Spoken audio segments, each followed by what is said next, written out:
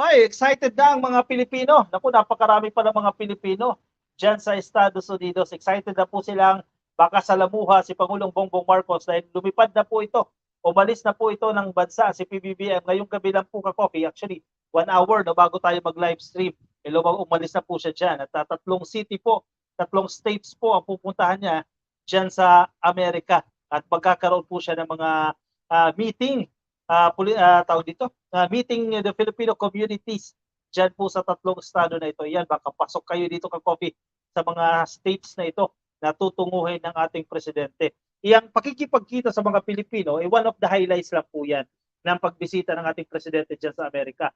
Dahil dadalo po siya sa APEC, no? So, very important event ito. Dahil marami po sa mga world leaders, dadalo po dyan na existing na, trading partners na natin ito. Siyempre, gusto naman natin ma-sustain yung ating partnership with these countries at mapalawak pa. Again, syempre, sisilipin na naman ng mga kritiko itong investment pledges. So, sige, wag na natin banggitin yung mga investment pledges na yan. Though magkakaroon talaga ng business meetings, no, kasama din ng ating presidente itong mga high profile, mga business tycoons mula sa Pilipinas kasi magkakaroon ng dialogue with top businessmen o business leaders diyan sa Estados Unidos. Magkakaroon po ng pag-uusap yan at invited din ng ating presidente diyan. Diyan naman nagsisimula lahat yan sa diskusyon sa pagkakaroon po ng initial talks, initial discussion, and then later on, mapa-finalize itong mga projects na ito, magkakaroon ng mga future discussions at ayan, papasok na sa Pilipinas, mamumuhunan, magkikreate ng maraming trabaho. Pero syempre, yung mga kritiko, sabihin na naman yan, gastos na naman yan, etc. etc. Part yan ng pagiging presidente, ang pakikipagkita sa mga leader ng iba't ibang bansa.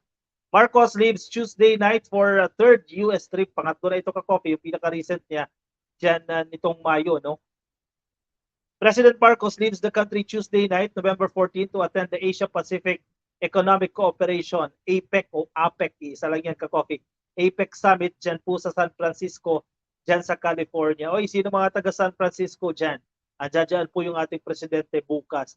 In the United States, where he is also slated to visit 2 more cities. Napakinggan ko yung speech sa kanina na sa bawat cities na ito ay magkakaroon po ng meeting with the Filipino communities. He will be visiting 3 cities in the United States. Magsisimula po siya sa San Francisco, then tatawid po ng Los Angeles at bibisita naman po ito sa Hawaii.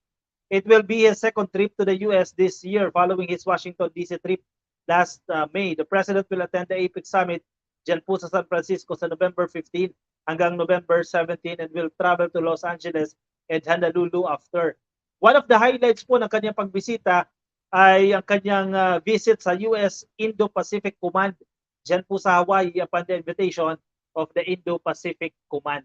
His visit to the command, according to the Department of Foreign Affairs, will add a layer to the country's advocacy for a rules-based order in the maritime areas. Ito ka-copy yung sa tingin kong baka ano na naman po ang iisipin ng China dito kasi in a way parang ano din ito yung mga ganitong simpleng meeting simpleng paglalabas ng litrato pagpapalakas na rin ng puwersa. Yan ang basa natin dyan, no? During his participation in the APEC Summit, Marcos is expected to push for key national agendas. Ano yung mga isusulong ng ating presidente dyan? Ano yung mga plano niya dyan? Ang pagkakaroon po ng mga partnerships, pagdating po sa larangan ng clean energy, healthcare system, digital transformation, food security at ganoon din po sa climate change. He will also push for deeper cooperation in health and modernizing health systems and to ensure that Filipino health professionals are recognized and provided with the welfare that they deserve. Oy, sino mga taga-Amerika dyan? Sino yung mga taga-Hawaii? Sino yung mga taga-San Francisco? At sino yung mga taga-LA? Hopefully ka-coffee, baka attend kayo dyan sa meeting with the Filipino communities dyan. For sure, masaya yan. Parang ano ang lalabas dito Parang political rally, no? Kung inyong matatandaan during the election period. Ganyan yung nagyayari sa kanilang mga pagbisita dyan sa mga bansa. Recently kasi, no, kung mapapansin niyo sa tuwing aalis ang ating presidente, ang masaya, no, yung kanyang pakikipagkita sa mga Filipino community. In a way, parang ano din na nafe-feel mo na parang pakiramdam mo, proud ka rin ikaw ay Filipino once na dinadalaw kayo ng presidente nyo. Gawa. Diyan ka sa Korea, nandiyan ka sa Japan at pinasyalan kayo ng presidente niyo, parang andiyan yung ama niyo, pinasyalan kayo, 'di ba? Proud din na maging Pilipino sa mga ganyang sitwasyon. Jeffrey Francisco, respetuhin muna nila ang arbitral ruling ng UNCLOS saka tayo maniwala sa China. Correct. Theodora Gamit, we always praying our beloved PBBM and families. God always protect and keep away from any harm and danger. Correct. Lucy Perdeso, oy pro-China ba kamo? Di ba ang mga komunistang katulad ng tatlong nasa kongreso ang supporter ng mga makakaliwang grupo, mga mapagkunwari, mga itan? Remove them sa Congress at ang isa na nasa Senado. Mukhang kilala ko ito lahat ha.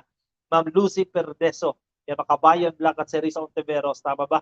Ma'am Lucy, ang tinutukoy mo dyan. Di mapipigilan ni Duterte ang paglaya ni De Lima. Definitely hindi. Feeling ko nga ito eh.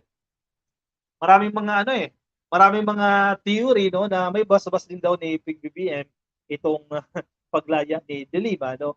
At ako sa tingin ko we have to respect yung naging decision ng judiciary no. Kasi independent naman yan sa executive eh. Pero syempre mga theory lang naman yan.